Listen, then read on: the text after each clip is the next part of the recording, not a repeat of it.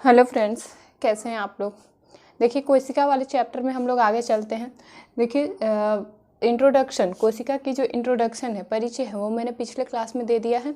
और ये type of कोशिका, मतलब कोशिका के कितने प्रकार होते हैं, ये सब मैंने अपने पिछले क्लास में बता रखा है, आप लोग जाके देख लेंगे। ठीक है, आज हम लोग चलते हैं पार्ट ऑफ कोशिका। पार्ट ऑफ कोशिका पिछले 2-3 क्लास से चल रहा है। हमने पिछले क्लास में जाना था राइबोसोम के बारे में, लाइसोसोम के बारे में और रसधनियों के बारे में। ये 3 चीज़ें हुई थी पिछले क्लास में।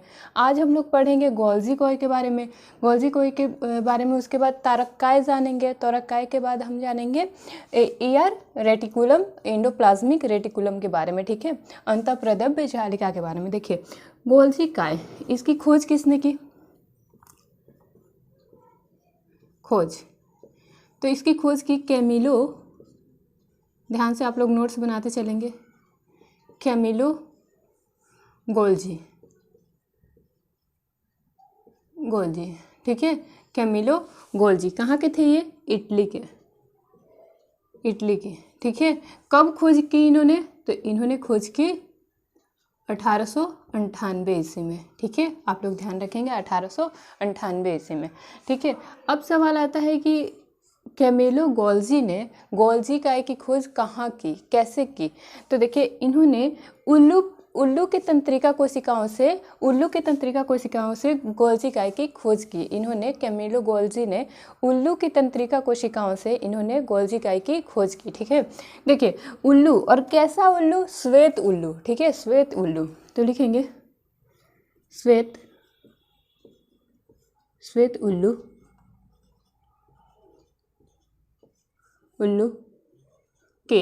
श्वेत उल्लू के तंत्रिका कोशिकाओं से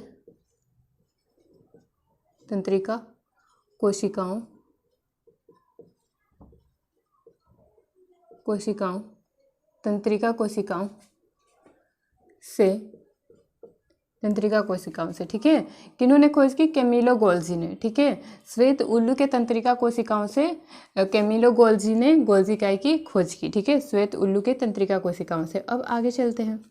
देखिए, इसका लोकेशन क्या है? गोल्जी काय का आखिर लोकेशन क्या है? तो लोकेशन आप जानिए। पहले तो जानिए कि एक थैली नुमा संरचना है, थैली नुमा संरचना है। ठीक है, थैली नुमा संरचना है। लोकेशन क्या है इसका? लोकेशन यानी अवस्थिति।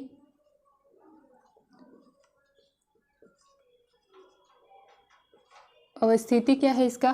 तो इसका अवस्थिति है केंद्रक के पास। ये जैसे कोशिका है, इसका जो केंद्रक है, इसी के आसपास ये गोल्जी काय होते हैं। तो यानी केंद्रक के पास,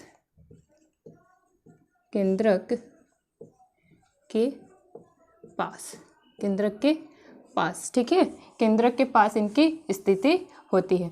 ये देखिए, जंतु कोशिका और पादप कोशिका दोनों में पाए जाते हैं। ये जंतु कोशिका, animal kingdom, animal cell, and व पादप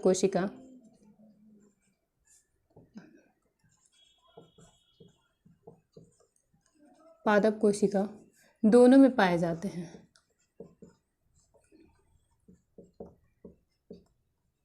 पाया जाता है। ठीक है, ये जंतु कोशिका और पादप कोशिका दोनों में जाना जाता है। देखिए, पाया जाता है। देखिए, खोज किसने की? कैमिलो गोल्जी ने की। कहाँ के थे ये? इटली के थे। कब किए? 1998 में किए। देखिए, श्वेत उल्लू के तंत्रिका तंत्र से इन्होंने गोल्जी काय की खोज की। पहली बार गोल्जी काय को कहाँ देखा इन्होंने? श्वेत उल्लू के तंत्रिका तंत्र में। ठीक है, ये थैली नुमा संरचना है। लोकेशन कहाँ है? अवस्थिति कहाँ है इसकी? केंद्रक के पास। ठीक है, ये जंतु कोशिका और पादप कोशिका दोनों में पाया जाता है। जल्दी से नोट कीजिए, आगे चलते हैं।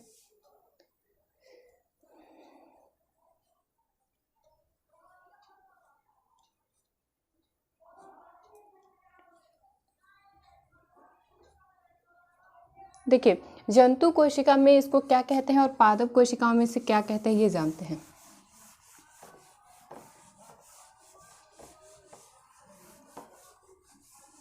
देखिए, गोल्जी काय को गोल्जी काय को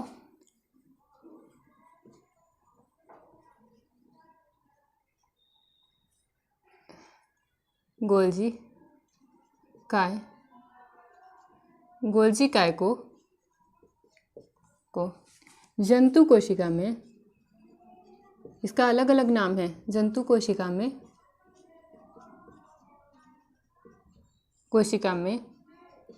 जंतु कोशिका में गोल्जी काय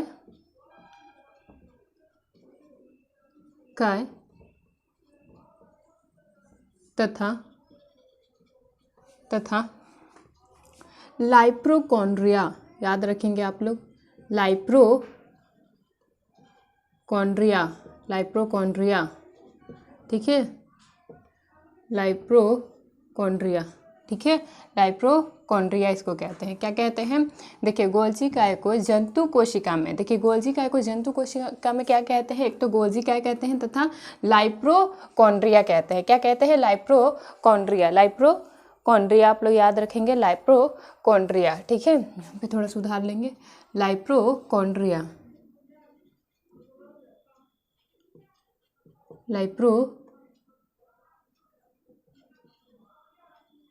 ऐसे लिख देंगे, लाइप्रोकॉन्ड्रिया कहते हैं, ठीक है। गोल्जी काय को जंतु कोशिका में क्या कहते हैं, एक तो गोल्जी काय कहते हैं और लाइप्रोकॉन्ड्रिया कहते हैं। अब देखिए कि इसको जंतु कोशिका में तो क्या कहते हैं, हमको पता चल गया। पादप कोशिका में क्या कहते हैं, कोई बताएगा, पादप कोशिका में क्या कहते हैं?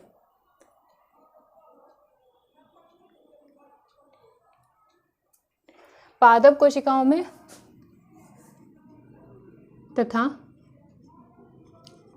तथा इसे पादप कोशिकाओं में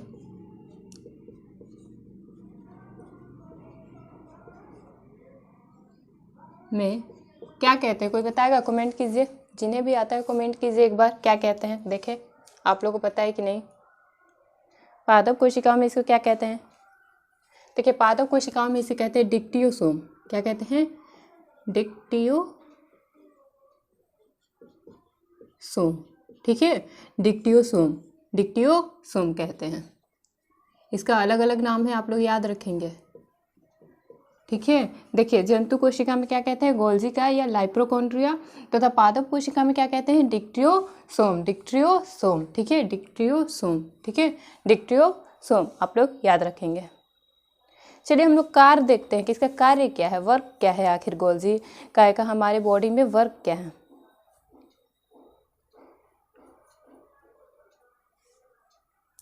देखिए हो गया, आइए हम लोग कार्य देखते हैं। देखिए ये क्या करता है, प्रोटीन की कार्य अगर देखें इसका कार्य, ये क्या करता है, प्रोटीन का पैकेजिंग करता है, प्रोटीन का पैकेजिंग करता है,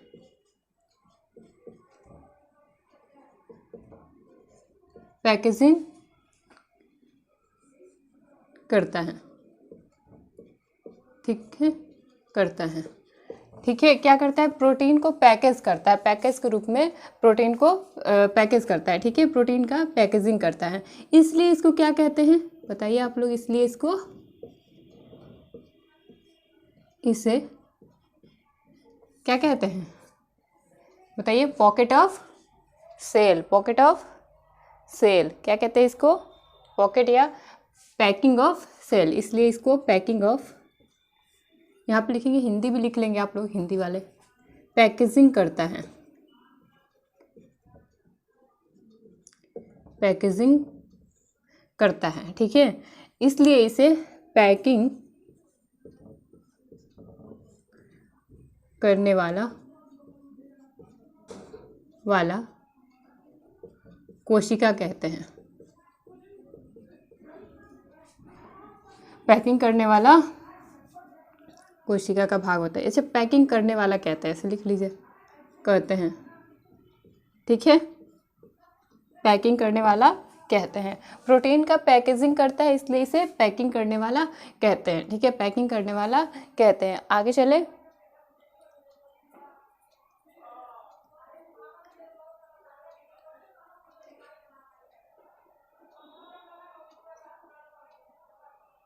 आगे चले। देखिए RNA के बारे में आप लोग जानते हैं। देखिए आगे चलते हैं। यहाँ पे ये तो पहला हो गया। दूसरा कहता है कि RNA द्वारा जो प्रोटीन बनता है ना, जो RNA में जो प्रोटीन होता है,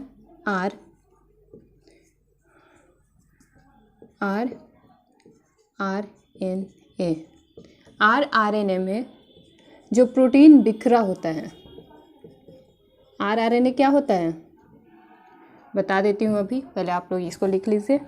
अभी DNA और RNA के बारे में अगले क्लास में मैं बताऊँगी, लेकिन अभी थोड़ा सा मैं चर्चा कर दूँगी। देखिए RNA में प्रोटीन बिखरे रहते हैं। RNA में जो, यहाँ पर लिखेंगे RNA में जो प्रोटीन बिखरे रहते हैं, RNA में जो प्रोटीन बिखरे रहते हैं, ये प्रोटीन कहाँ से बिखरे रहते हैं अभी पता चलेगा। आप लोग पहले लिखिए, बिखरे रहते हैं। देखिए RNA में जो प्रोटीन बिखरे रहते हैं उसे गोल्जी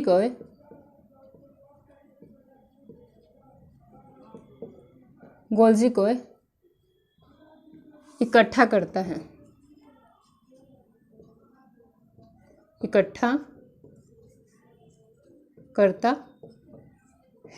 एकत्रित करता है या इकट्ठा करता है, ठीक है। इसलिए इसको क्या कहते हैं बताइए। RNA में जो प्रोटीन बिखरे रहते हैं उसे गोल्जी काय क्या करता है, इकट्ठा करता है। गोल्जी काय क्या करता है, उसको उन प्रोटीन को इकट्ठा करता है। कोशिका में बिखरे हुए प्रोटीन को क्या करता है, इकट्ठा करता है, ठीक है। आप लोग याद रखेंगे कि ये इकट्ठा करता है, इसलिए इसको क्या कहते हैं, इसलिए इसको कहते हैं कोशिका का पैकर्स। इसलिए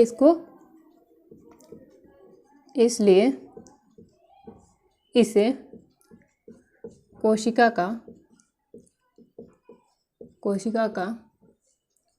पैकर्स कहते हैं, पैक करने वाला, ठीक है, पैक करने वाला।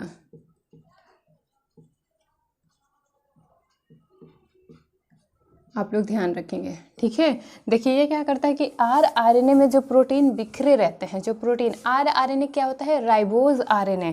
और मैंने पिछले क्लास में कल ही या परसों की क्लास में बताया है कि राइबोसोम में क्या होता है, राइबोसोम क्या करता है, प्रोटीन का संश्लेषण करता है, यानी प्रोटीन का निर्माण करता है। तो देखिए प्रोटीन का निर्माण किस में करता है, RNA में। और जब निर्माण कर देता है प्रोटीन इधर उधर उसमें बिखरे रहते हैं, उन कोशिकाओं में प्रोटीन इधर उधर बिखरे रहते हैं। उसके बाद गोल्जी का क्या करता है, उन सारे प्रोटीन को इधर उधर से उठा के उसको एक साथ इकट्ठा कर देता है, उसको पैकेजिंग कर देता है, ठीक है। जैसे हमारे टेबल पर किताब कॉपी से फैला हुआ होता है, कोई आया उसको इकट्ठा करके रख दिया, तो यही करता है गोल्जी का, प्रोटीन को इकट्ठा करता है, जहाँ तहाँ से प्रोटीन को इकट्ठा करता है, ठीक है। इसलिए इसको क्या कहते हैं, पैकर्स कहते हैं, पैक करता है, ये सारे प्रोटीन को यहाँ वहाँ से लेके पैक कर देता है, ठीक है। इसलिए इसको कहते हैं पैकर्स। अब देखिए RNA क्या होता है, तो देखिए हमने बताया कि राइबोसोम RNA जो होता है, दिख रहा है, RNA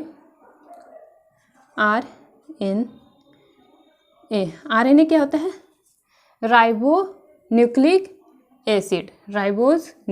एसिड लिख लेंगे आप लोग, राइबोज न्यूक्लिक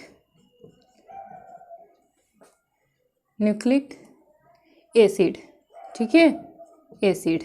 देखिए RNA क्या होता है, RNA का 3 भाग होता है, RNA का 3 भाग होता है। कौन कौन सा, पहला होता है mRNA,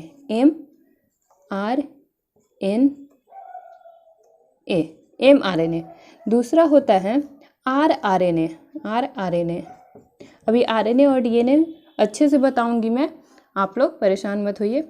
इसके बाद होता है tRNA। अगर किसी को विजिबल नहीं है तो मैं कल की क्लास में भी बताऊंगी अच्छे से, अभी मैं ऐसे ही बता देती हूँ क्योंकि यहाँ पे आया ना rRNA, इसीलिए मैं बता देती हूँ। इसके बाद होता है tRNA। पहला होता है mRNA, दूसरा होता है rRNA और तीसरा होता है tRNA। पहला होता है mRNA, दूसरा होता है rRNA और tRNA। देखिए mRNA क्या होता है, मैसेंजर RNA होता है, मैसेज इधर उधर करता है, ये देखिए बहुत डिटेल में मैं पढ़ा रही हूँ आप लोगों को, नोट्स बनाते चलिए। देखिए मैं भी इसलिए लिख रही हूँ ताकि आप लोग का नोट्स बन जाए। हैंड राइटिंग नोट्स जो होता है वो काफ़ी यूज़फुल होता है बाद के एग्जामों के लिए। देखिए मैसेंजर आरएनए, आरएनए यानी देखिए राइबोज न्यूक्लिक एसिड, इसका आरएनए होता है राइबोज, राइबोज आरएनए, ठीक है। इसके बाद होता है टीआरएनए, टीआरएनए क्या होता है? ट्रांसफर, ट्रांसफर स्थानांतरण, ठीक है, ट्रांसफर, TRASFFER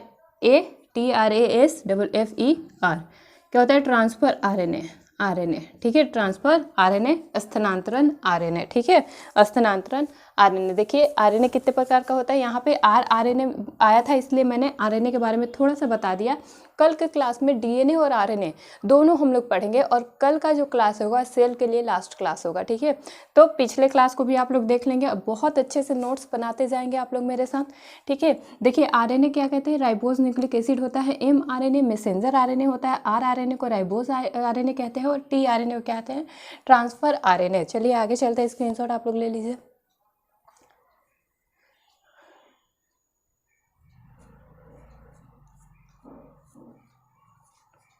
चलिए आगे देखते हैं।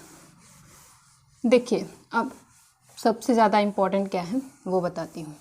ये सारे इम्पोर्टेंट्स है, वनडे एग्जाम के लिए सारे इम्पोर्टेंट है, ठीक है। देखिए इसको कहते हैं, गोल्जी काय को कहते हैं traffic police of cell, traffic police of cell. क्या कहते हैं? Traffic, traffic police, police of cell, कोशिका का ट्रैफिक पुलिस, कोशिका का लिखेंगे आप लोग हिंदी वाले, कोशिका का ट्रैफिक पुलिस, ट्रैफिक पुलिस, ठीक है। क्या कहते हैं? कोशिका का ट्रैफिक पुलिस कहते हैं। इसको मदर ऑफ सेल भी कहते हैं, ठीक है, मदर ऑफ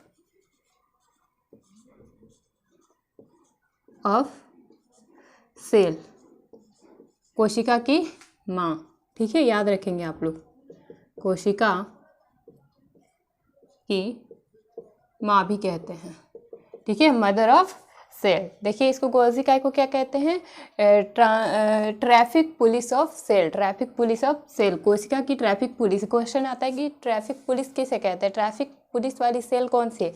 तो कौन सी है? गोल्जी काय, ठीक है। मदर ऑफ सेल, कोशिका की माँ भी इसको कहते हैं। गोल्जी काय को क्या कहते हैं? मदर ऑफ सेल भी कहते हैं। चलिए आगे चलते हैं। देखिए ये क्या करता है, अब इसका हम डिटेल में जानेंगे, अभी तो कार्य ही जान रहे हैं। तो क्या करता है? ये लाइसोसोम का निर्माण करता है। क्या करता है गोल्जी काय?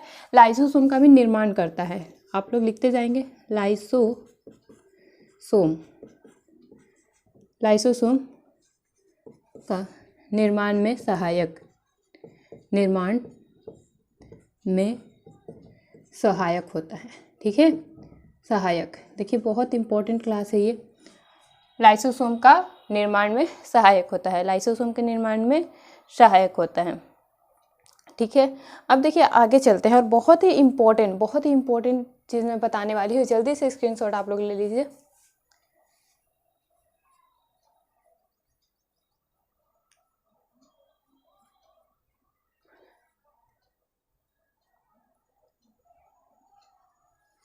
देखिए आइए, बहुत ही इम्पोर्टेंट चीज़ मैं बताने जा रही हूँ, आप लोग ध्यान से देखिए और समझिए।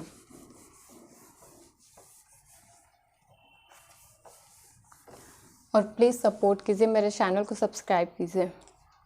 देखिए इसको गोल्जी काय जो होता है, गोल्जी काय जो होता है वो शुक्राणु के जो टिप पर एक्रोसोम होते हैं, शुक्राणु के जो टिप पर स्पर्म सेल के जो टिप पर सबसे हेड वाले भाग पे जो टिप पे एक्रोसोम होते हैं उसका निर्माण करता है गोल्जी काय। देखिए कितना इंपॉर्टेंट है गोल्जी काय, ठीक है, हमारे शरीर के लिए कितना कुछ कर रहा है, ये लाइसोसोम का निर्माण कर रहा है, ठीक है। ये देखिए यहाँ पे शुक्राणु, शुक्राणु, शुक्राणु यानी स्पर्म, स्पर्म, ठीक है, शुक्राणु के टिप पर जो एक्रोसोम होते हैं, एक्रोसोम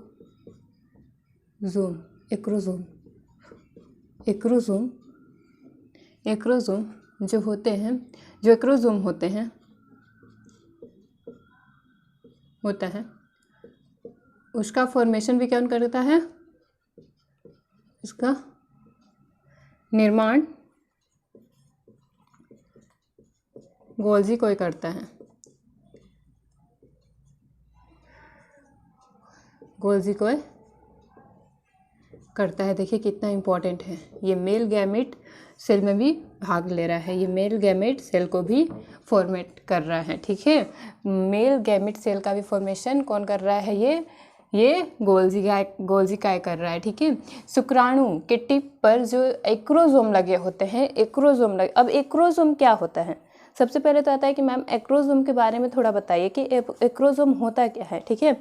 एक्रोसोम होता क्या है इसके बारे में बताइए, ठीक है। तो देखिए एक्रोसोम ये जो होता है ना, ये मेल गैमेट सेल का भाग है, मेल गैमेट ऑर्गन का भाग है, ठीक है। स्पर्म का भाग है ये, ठीक है, स्पर्म का भाग है। तो अभी इस क्लास में मैं थोड़ा सा इसके बारे में चर्चा कर देती हूँ। अगले जो मेरी क्लास आएगी उसमें, मतलब अगले जो बारी में क्लास आएगी उसमें हम लोग जब मेल गैमेट ऑर्गन के बारे में पढ़ेंगे तो वहाँ पर हम डिटेल में इसकी चर्चा करेंगे, ठीक है। पूरी डिटेल से जानेंगे कि एक्रोसोम क्या होता है, फ्लैजिलम क्या होता है, इन सारी चीज़ों के बारे में मैं बताऊंगी, ठीक है। तो अभी शॉर्ट में हम जान लेते हैं, जल्दी से क्विक रिवीजन के तौर पे हम जान लेते हैं कि देखिए शुक्राणु के टिप पर जो एक्रोसोम होता है उसका निर्माण कौन करता है, गोल्जी का करता है। ये देखिए स्पर्म कैसा होता है,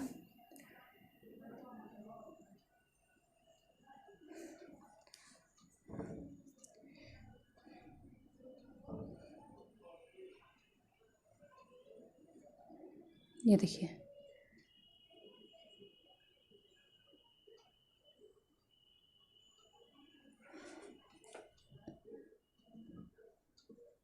ऐसी संरचना इसके बीच में बनी होती है। ये देखिए इस तरह का होता है। देखिए ये क्या है, ये देखिए ये क्या है, टेल है। ये पूरा क्या है, ये स्पर्म है। ये क्या है, स्पर्म है। क्या है, स्पर्म है।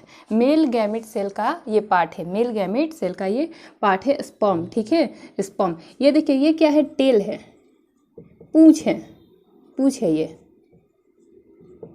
पूंछ, ठीक है, पूंछ क्या है, ये पूंछ है। स्पर्म का क्या है, ये पूंछ है। ध्यान से आप लोग समझिए, इतना डिटेल में आपको क्लास नहीं मिलेगा। देखिए डिटेल में, ये देखिए ये क्या है, टेल है, क्या है। और ये देखिए ये होता है मिड सेक्शन, ये जो इतना भाग होता है ये होता है मिड सेक्शन। इसको मैं मिटा रही हूँ अभी, ये होता है मिड सेक्शन। ध्यान से देखिए, मध्य भाग, मिड सेक्शन, मिड सेक्शन, मध्य भाग इसको कहते हैं, स्पर्म का मध्य भाग, स्पर्म का मध्य भाग कहते हैं इसको। और ये देखिए ये जो है ना, ये होता है हेड, हेड यानी सर, स्पर्म का सर, ठीक है। ये देखिए ये क्या होता है, टेल होता है, ये मिड सेक्शन होता है और ये हेड होता है। देखिए पूंछ को क्या कहते हैं, बहुत बार क्वेश्चन आता है कि स्पर्म के पूंछ को क्या कहते हैं, स्पर्म के पूंछ को क्या कहते हैं, तो इसको कहते हैं फ्लैजिला, फ्लैजिला, ठीक है, फ्लैजिला या और फ्लैजिलम,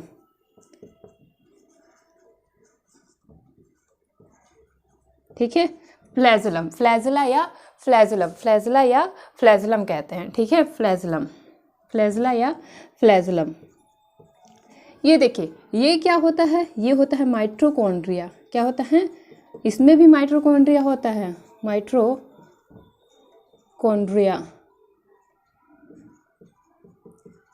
माइटोकॉन्ड्रिया को हिंदी में क्या कहते हैं, सूत्रकणिका, सूत्रकणिका, ठीक है, सूत्रकणिका।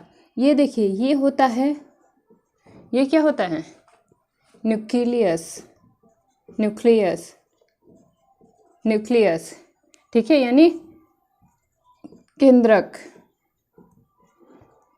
ठीक है। और ये देखिए यहाँ का जो ये टिप वाला भाग है, अभी हम लोग आए एक्रोसोम पे, ये देखिए टिप वाला भाग क्या होता है, टिप वाला भाग होता है एक्रोसोम, एक्रोसोम, ठीक है, आप लोग ध्यान रखेंगे एक्रोसोम।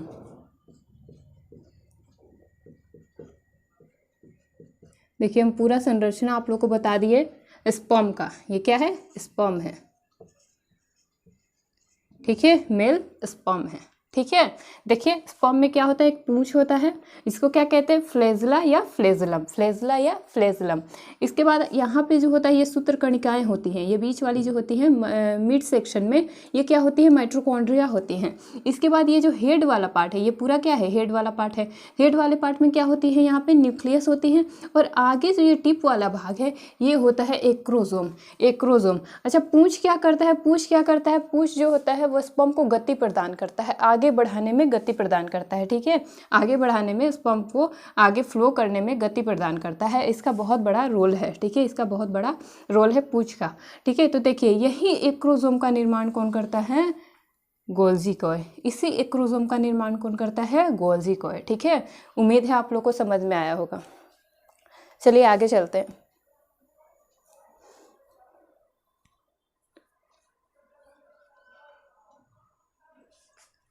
चलिए उतार लीजिए आप लोग या स्क्रीनशॉट ले लीजिए। चलिए आगे चलते हैं, आगे जानते हैं। प्लीज़ आप लोग को ये क्लास पसंद आ रहा है तो प्लीज़ लाइक करें, सब्सक्राइब करें, सपोर्ट करें, ठीक है। यहाँ पे पूरा बायोलॉजी का जितना भी सिलेबस है वो मैं ख़त्म कराने जा रही हूँ। देखिए आगे चलते हैं। अंडे पर स्थित पीतक झिल्ली का निर्माण भी कौन करता है? अंडे के ऊपर, अंडे के ऊपर स्थित पीतक झिल्ली, झिल्ली का निर्माण, पीतक झिल्ली का निर्माण कौन करता है? गोल्जी कॉय, ठीक है। अब आइए, अब क्या करता है ये? देखिए इसका कितना वर्क मैं बता रही हूँ। ये करता है जटिल पॉलीसेकेराइड का संश्लेषण, जटिल पॉलीसेकेराइड का। आप लोग को कहीं भी डाउट होगा आप लोग पूछ लेंगे, कमेंट कर देंगे, मैं अगले क्लास में कर दूंगी, उसको सॉल्व कर दूंगी, या फिर जब अगले क्लास में मैं आऊँगी उसमें आप लोग पूछ लेंगे। जटिल पॉलीसेकेराइड,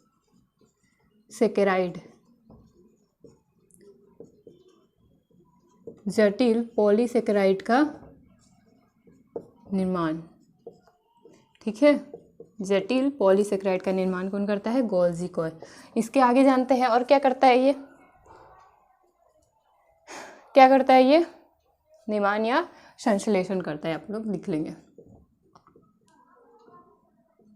संश्लेषण, ठीक है, निर्माण या संश्लेषण। अब क्या करता है गोल्जी कॉय? गोल्जी कॉय जो होता है स्तनधारियों की आरबीसी में अनुपस्थित होता है। एक बहुत ही बड़ा अच्छा हम लोग को ये मिला कि पूछता है क्वेश्चन कि क्या गोल्जी कॉय आरबीसी में उपस्थित होता है? तो नहीं, आरबीसी में लिखेंगे, आरबीसी में अनुपस्थित। आप लोग ध्यान रखेंगे इसको, आरबीसी में अनुपस्थित होता है, ठीक है, नहीं होता है, ये आप लोग याद करेंगे। लाइसोसोम जो होता है वो भी आरबीसी में बहुत ही रेयर होता है, बहुत ही रेयर होता है, पिछली क्लास में मैंने बता रखा है। ये देखिए आरबीसी में अनुपस्थित होता है क्या? Golgi coy, Golgi coy RBC में अनुपस्थित होता है। चलिए हम लोग आगे चलते हैं, अब तारक काय के बारे में जानते हैं, सेंट्रोसोम के बारे में जानते हैं।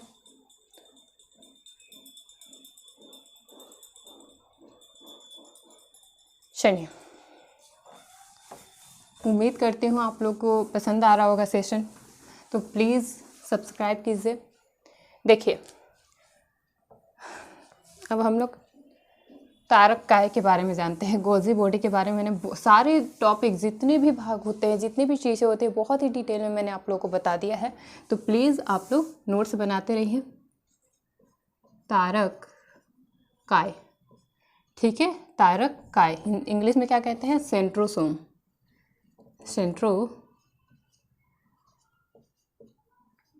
सेंट्रोसोम, ठीक है, इंग्लिश में क्या कहते हैं? सेंट्रोसोम। चलिए आगे चलते हैं। इसकी खोजकर्ता कौन है? इसकी खोज की है बोबेरी ने। बोबेरी ने कब की है? 1888 में। कब की है, सॉरी 1888 में। कब की है, 1888 में। खोज किसने की है, बोवेरी ने। कब की है, 1888 में। ठीक है, इसका लोकेशन क्या है, लोकेशन जानिए। लोकेशन जो है वो है केंद्रक के पास। ये भी केंद्रक के पास है, के पास, केंद्रक के पास। ठीक है, अब देखिए ये जंतु कोशिका और पादप कोशिका दोनों में पाया जाता है। जंतु एवं व पादप कोशिका दोनों में पाया जाता है। दोनों में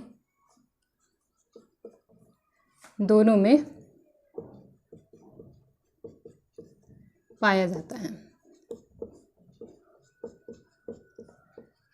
है। ठीक है, आगे चलिए। देखिए इसकी खोज किसने की, बोवेरी ने। लोकेशन क्या है, केंद्रक के पास है।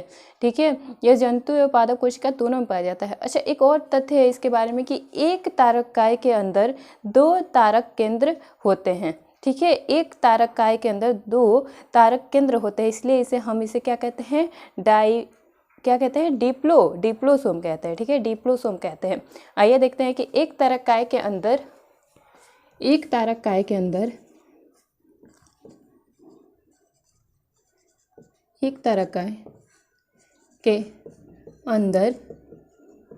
अंदर 2, या फिर ऐसे लिखेंगे 2 तारक केंद्र होते हैं। ठीक है, तारक केंद्र होते हैं। एक तारककाय के अंदर 2 तारक केंद्र होते हैं, एक दूसरे के अंदर। ठीक है, अंदर की ओर। ठीक है, ऐसे लिख लेंगे कि एक तारककाय के अंदर 2 तारक केंद्र होते हैं।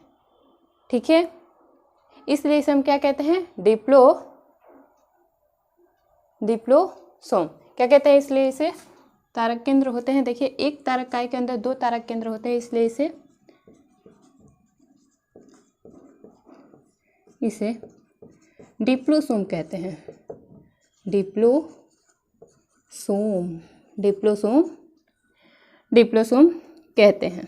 ठीक है, डिप्लोसोम कहते हैं, याद रखेंगे आप लोग। ठीक है, एक तारककाय के अंदर कितने तारक केंद्र होते हैं, 2, और इसको क्या कहते हैं, डिप्लोसोम कहते हैं। जल्दी से स्क्रीनशॉट लीजिए, आगे चलते हैं।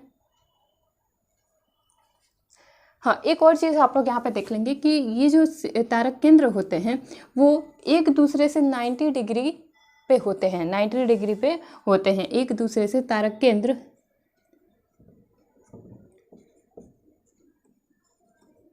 एक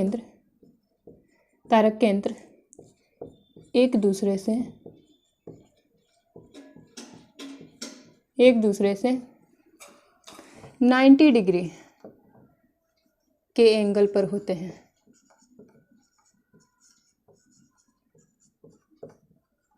याद रखेंगे आप लोग। ठीक है, होते हैं। ठीक है, एक तारककाय में 2 तारक केंद्र होते हैं, इसलिए इसे डिप्लोसोम कहते हैं। और तारक केंद्र एक दूसरे से 90 डिग्री के एंगल पर होते हैं। 90 डिग्री के एंगल पर होते हैं। चलिए अब जानते हैं कि इनका कार्य क्या है। कोशिका विभाजन। ठीक है, कोशिका विभाजन। देखिए ये कोशिका विभाजन में मदद करते हैं। कोशिका विभाजन में मदद करते हैं। ठीक है, कोशिका विभाजन में मदद करते हैं। ये क्या करते हैं, कोशिका विभाजन में मदद करते हैं। कोशिका के विभाजन में मदद करते हैं एवं स्पिंडल इसके बाद क्या करते हैं, स्पिंडल फाइबर का निर्माण करते हैं। और स्पिंडल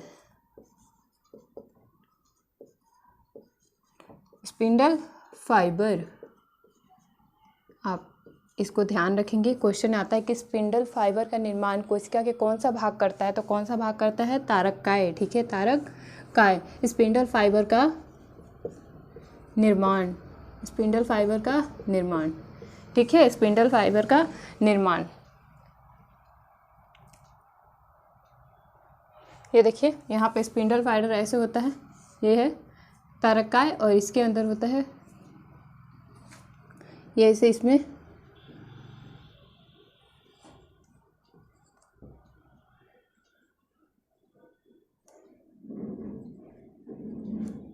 ये देखिए ये होता है स्पिंडल फाइबर। ठीक है,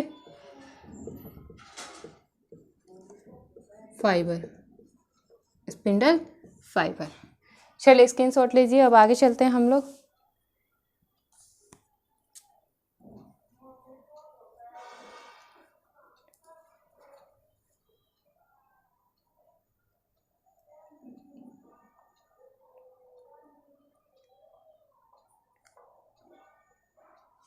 चलिए अब जानते हैं हम लोग एंडोप्लाज्मिक रेटिकुलम के बारे में। एंडोप्लाज्मिक रेटिकुलम के बारे में अब जानेंगे। एंडोप्लाज्मिक रेटिकुलम, आइए जल्दी जल्दी देखते हैं। अंतः प्रद्रव्य जालिका, अंतः प्रद्रव्य जालिका। ठीक है,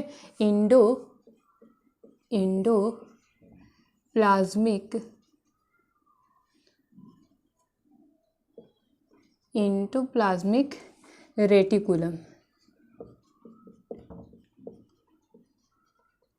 रेटिकुलम, ठीक है, इसको ER भी कहते हैं, ER। ठीक है, खोजकर्ता कौन है? पोर्टर। कौन है? पोर्टर। ठीक है, पोर्टर। ठीक है, फर्स्ट बार इसको ऑब्जर्व किसने किया था? सबसे पहले इसका संश्लेषण किसने किया था? सबसे पहली बार ऑब्जर्व्ड, सबसे पहली बार ऑब्जर्व्ड किसने किया था? गार्नियर ने।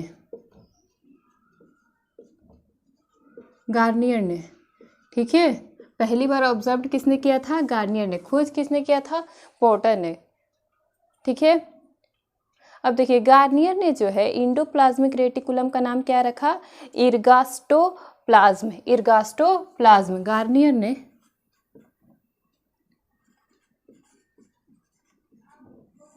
ने इसका नाम, इसका यानी ER, एंडोप्लाज्मिक रेटिकुलम, इसका नाम क्या रखा? बताइए, अभी बताया है ना, बताइए आप लोग। गार्नियर ने इसका नाम क्या रखा? गार्नियर ने इसका नाम रखा इर्गास्टोप्लाज्म। इर्गास्टोप्लाज्म।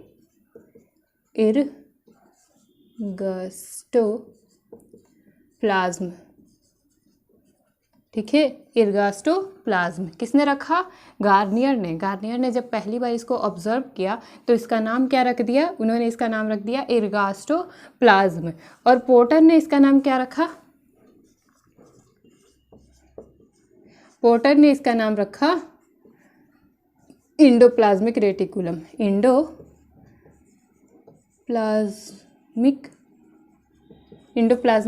रेटिकुलम अंतःप्रद्रव्य जालिका नाम रखा।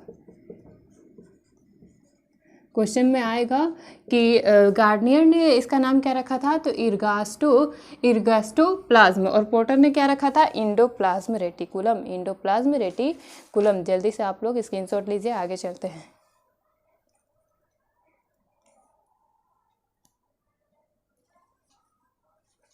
देखिए अब इसकी हम लोग अवस्थिति देखते हैं। ठीक है, लोकेशन, ये होता कहाँ है अंतःप्रद्रव्य जालिका? देखिए लोकेशन क्या होता है?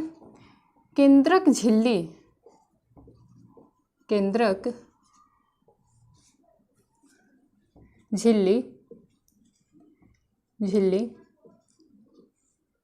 एवं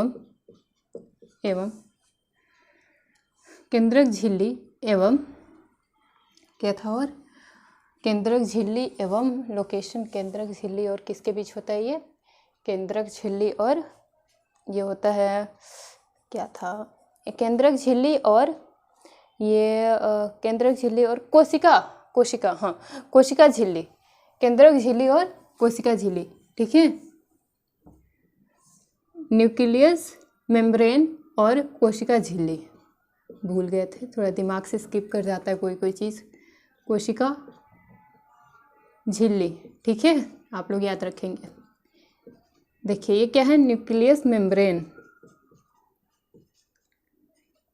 ध्यान रखेंगे आप लोग, मेम्ब्रेन।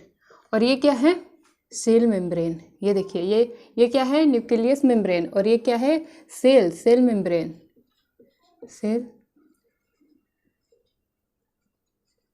मेम्ब्रेन, सेल मेम्ब्रेन, ठीक है। ये केंद्रक झिल्ली और कोशिका झिल्ली के बीच होती है, बीच, और किससे बनी होती है, लाइप्रोप्रोटीन से बनी होती है। केंद्रक झिल्ली और कोशिका झिल्ली के बीच लाइप्रोप्रोटीन से बनी होती है,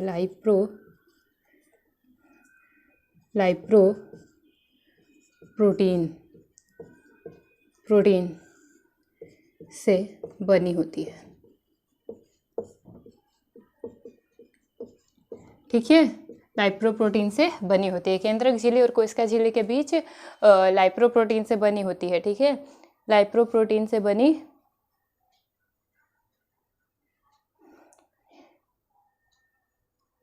ठीक है, लाइप्रोप्रोटीन से बनी जाल होती है, वो लिख देंगे, जाल होती है, ठीक है। आगे चले, इतना आप लोगों को समझ में आया होगा उम्मीद करती हूँ, ठीक है। बात करके आपका टाइम वेस्ट ना करते हुए हम लोग अपने कंटेंट पे ध्यान दे तो अच्छा है, आप लोग का भी टाइम बचेगा, ठीक है। अब आइए हम लोग जानते हैं कि कोशिका कितने प्रकार की होती है। देखिए अंतःप्रदव्य जालिका कितने प्रकार की होती है, ध्यान रखेंगे आप लोग। देखिए अंतःप्रदव्य जालिका, ये देखिए ये 2 प्रकार की होती है। कितने प्रकार की होती है, ये 2 प्रकार की होती है, 2 प्रकार, ठीक है। आप लोग भी ऐसे ही लिखेंगे। पहला क्या है, ये देखिए पहला है क्या कहते हैं, खुरदरी और स्मूथ, चिकनी, ठीक है, लिखेंगे चिकनी अंतःप्रदव्य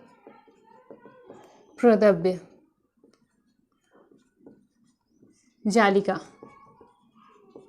ठीक है, चिकनी अंतःप्रदव्य जालिका। और ये होता है खुरदरी, दूसरा क्या है, दूसरा है खुरदरी,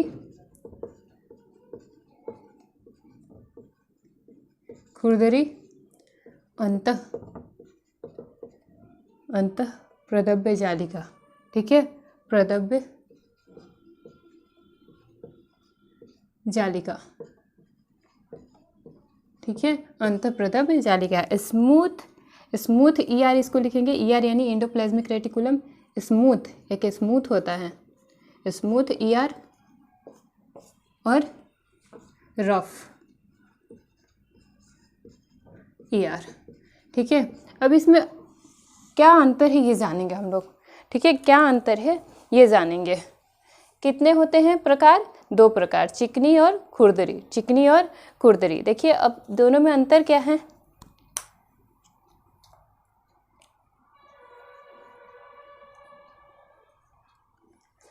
देखिए ये कहाँ पाई जाती है, कोशिका, ये कहाँ पाई जाती है, ये पाई जाती है केंद्रक के पास, यह कोशिका केंद्रक के पास पाई जाती है। अच्छा ठीक है, ये देखिए इसमें क्या होता है, वसा का संश्लेषण करता है, चिकनी वाला क्या करता है, देखिए हम लोग जानेंगे कि चिकनी अंतःप्रदव्य जालिका क्या करता है, ये करता है वसा का संश्लेषण,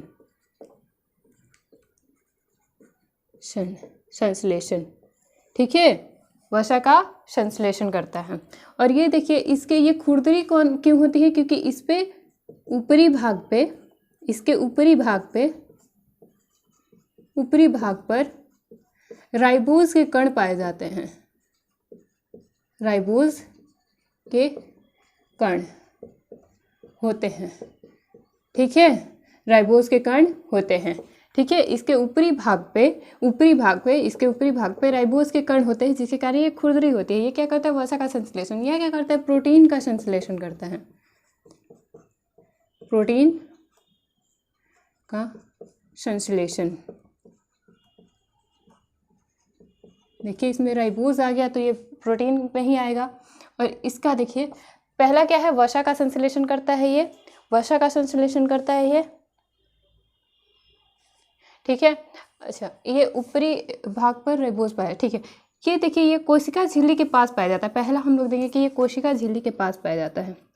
यह कोशिकाएं, ध्यान रखेंगे आप लोग, कोशिका झिल्ली के पास, ये कोशिका झिल्ली के पास होता है। वसा का संश्लेषण करता है, वसा का संश्लेषण, ठीक है, वसा का संश्लेषण। तीसरा क्या है बताइए, सबसे इंपॉर्टेंट है तीसरा, बहुत बार एग्जाम में आया है, बहुत बार एग्जाम में आ चुका है,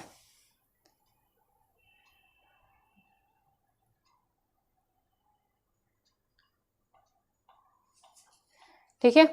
इसमें देखिए राइबोसोम अनुपस्थित होते हैं, राइबोसोम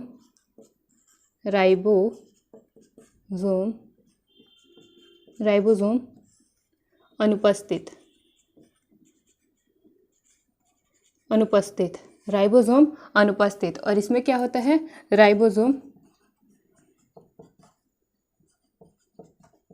राइबोसोम उपस्थित। देखिए कितना इंपॉर्टेंट है, ठीक है। इसमें क्या अंतर है, दो प्रकार होते हैं, चिकनी अंतःप्रद्रव्य जालिका, खुरदरी अंतःप्रद्रव्य जालिका। इसमें क्या होता है, चिकनी में यह कोशिका झिल्ली के पास पाई जाती है, और खुरदरी प्रद्रव्य जालिका जो होती है ऊपरी भाग में जो होता है, इसके ऊपरी भाग में क्या होता है, राइबोज के कण होते हैं। चिकनी अंतःप्रद्रव्य जालिका वसा का संश्लेषण करता है और वो प्रोटीन का करता है। इसमें राइबोसोम क्या होते हैं, अनुपस्थित होते हैं, राइबोसोम क्या होते हैं, अनुपस्थित होते हैं, और उसमें राइबोसोम लगे होते हैं, राइबोसोम के कण होते हैं, ठीक है। चिकनी में क्या होते हैं, राइबोसोम अनुपस्थित होते हैं, ठीक है। ये देखिए ये कम अस्थाई होता है, चौथा एक लिख लीजिए, कम अस्थाई। इसमें लिख लीजिए अधिक अस्थाई। बहुत ही डिटेल में मैंने आपको सारा कुछ करवा रखा है, अधिक अस्थाई, ठीक है। उम्मीद करती हूँ आज का क्लास आप लोगों को पसंद आया होगा। बहुत ही मेहनत लगता है क्लास ये पढ़ाने में इतना सारा, तो प्लीज़ मेरे चैनल को सब्सक्राइब कीजिए। अगर आपको थोड़ा भी लगता है कि हाँ मुझे कोई प्रॉफिट हुआ है, मैंने कुछ सीखा है मेरे क्लास से, तो प्लीज़ सब्सक्राइब कीजिए। Okay, bye.